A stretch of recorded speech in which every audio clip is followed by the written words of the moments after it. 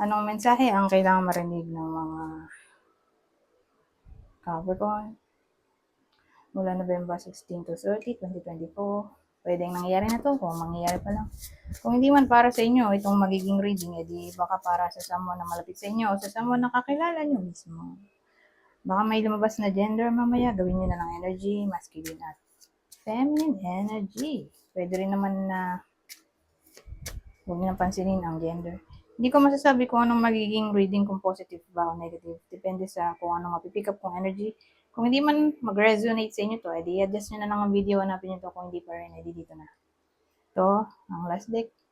Pwede rin naman na panoorin nyo rin ang inyong sun, moon, at rising signs. Who knows?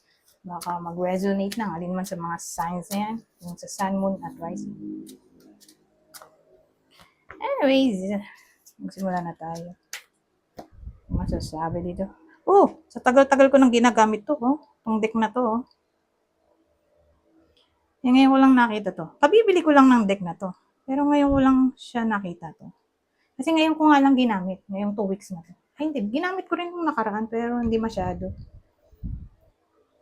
As in, wala pang 1 taon to. Wala pang 6 months. So, ngayong November 16 to 30 ko gagamitin tong deck na to. So, ngayon ko lang siya nakita. 6 of Swords, ganun may tsura. Hindi ko to nakikita. Kasi ngayon lang. Ito nakita ko na. Ito rin. Kasi ito lang.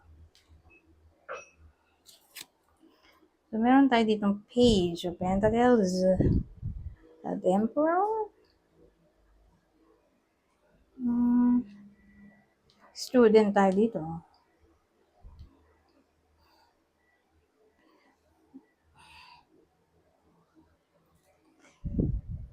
So, sinong gagawin kong tao sa mga to? O wala. O gawin ko na ng energy lahat. So, gawin ko na ng energy. Daily ng trip ko. Kasi mag-venture yung iba sa inyo sa topic ng career. Magsisimulan silang something new. Parang ano sila eh, nasa journey. Doon sa gagawin nilang something new. Kaya 4 of Swords. Ano yun? Sabagay, healing card din naman to. Kaya nga siya nagpapagaling doon. So, who knows?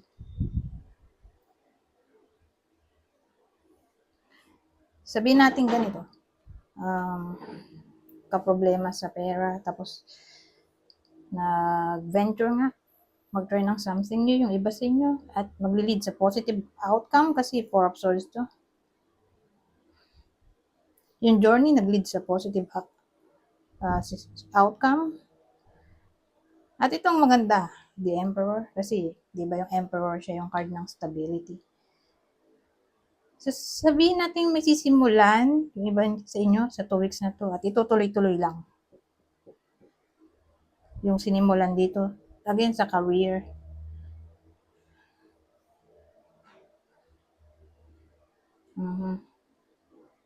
Ganun dating. O sabihin natin, kasi bago lang to eh. As in, siguro mag-apply yung iba sa inyo sa bagong work.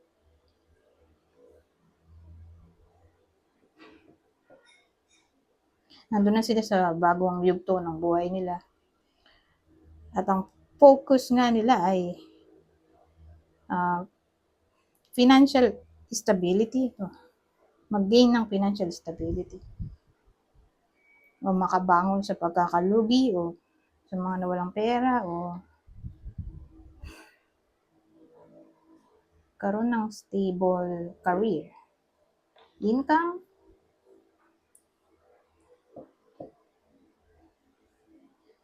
Kasi siguro yung iba sa inyo ay parang na-toxic dun sa ka-workmate. Kasi mukha tong career eh. Na-toxic sa ka-workmate, sa boss, o sa salary na meron sila. Kaya may 4 of Swords dito nagpapagaling. Yung para bang with Mangyayari na to o mangyayari pa lang. Ang hope nila ay maging maganda yung environment, salary, mga tao sa paligid, gano'n. Kasi nga gusto nila ng healing. At ang maganda, emperor nga to. So kung sabihin natin binubuli sila doon sa dating work, palalakasin nila ang sarili nila. In a way na sa susunod na work, magiging sila ng control sa sarili. Mas magiging logical sila kaysa emotional. Para hindi sila maapektuhan ng mga negative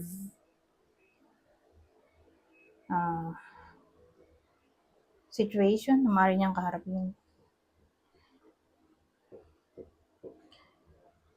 Magiging somewhat organized siya, ganyan.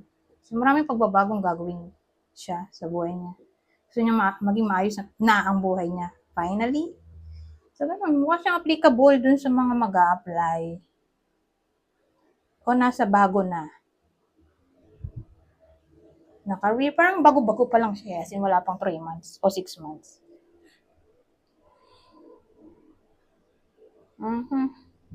So, ganun applicable siya sa mag-a-apply o naando na mismo. As in, bago pa lang siya sa work. Wala pang 3 months. 3 months na lang. Wala pang 3 months siya doon. Puro siya hope dito na tama yung kanyang naging decision. Mukhang tama naman, oh.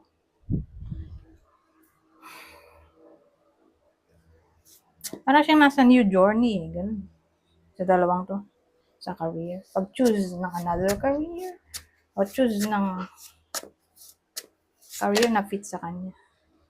Ito, other information.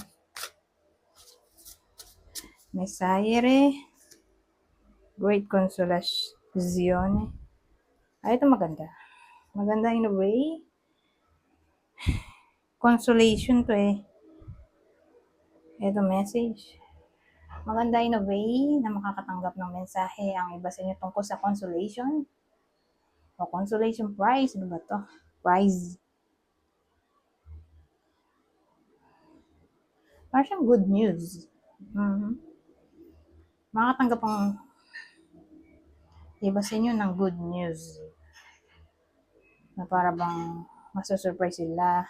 O pwede rin namang ano to. Pera. May pera doon. Magkakapera. Ang laman ng mensahe ay pera. O anything na parang dinidesire nila. Kasi parang wishful thinking to Nagde-dream yung lalaki doon ng kung ano man gusto niya.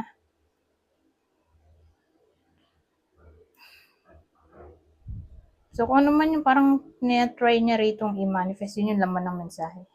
So, okay, mukha siyang good news sa akin.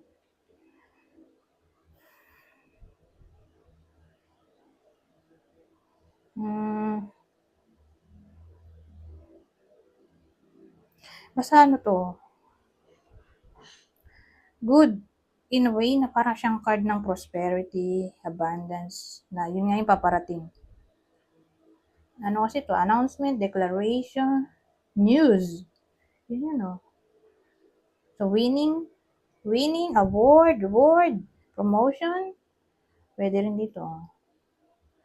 Parang happy message. Yung combination. O unexpected message. Tungkol nga dito. So, parang desire, wish. Pero again, mukha siyang surprise. Surprise yung iba sa inyo. Yung paparating. Okay? Na news.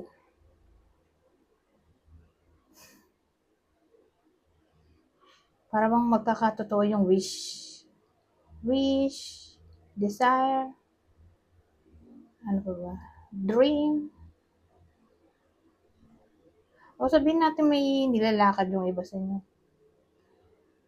Magbubunga yung pinaghihirapan nila. Pwede rin. Ito na yung consolation sa effort. Ganun. Fruition ng labor. Anyways, may dadagdag pa ba ako dito?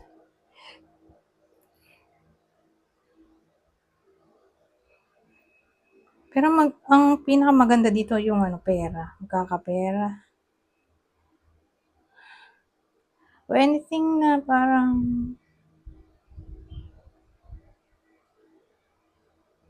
good news na nga lang. Blessing na lang. Sabihin natin blessing to. Mensahe paparating. Paparating sa inyo. Kasi mensahe. Hero to eh. Di paparating pa lang. Ganun dating sa paparating na to ngayong 2 weeks. Okay? Dala-dala niya yung good news. Ano pang masasabi dito? Oh, birthday. Ano meron dyan? A significant birthday holds the answer to your question. So, may birthday na a-attendan ng iba sa inyo o birthday ng malapit sa inyo na para bang sa mismong araw na yon doon kayo makakatanggap ng sagot sa mga tanong nyo sa isip. Doon siguro sa birthday na yon kakaroon ng solution, clarity sa mga problema nyo. So, para bang mahalaga tong birthday na a-attendan ng iba sa inyo o birthday ng someone nga na malapit sa inyo na magiging somewhat important.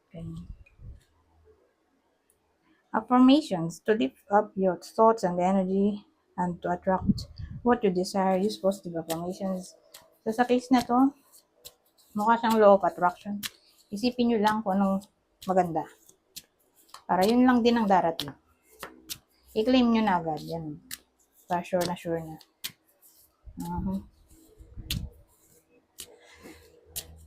Ano siya eh, parang positive statement. Okay? So, positibo lang ang dapat i-attract. Okay? Yung thoughts, prayers, dapat positive lang. Para yun lang din ang darating. Flower power. Spend time with flowers and flower essences to increase your personal healing power. So, na-encourage na itapit ang sarili sa mga bulaklak. O sa amoy ng mga bulaklak. Kasi, for some reason, makakatulong ito para sa inyong personal healing power. O, tinagalog ko lang. Basta ganyan.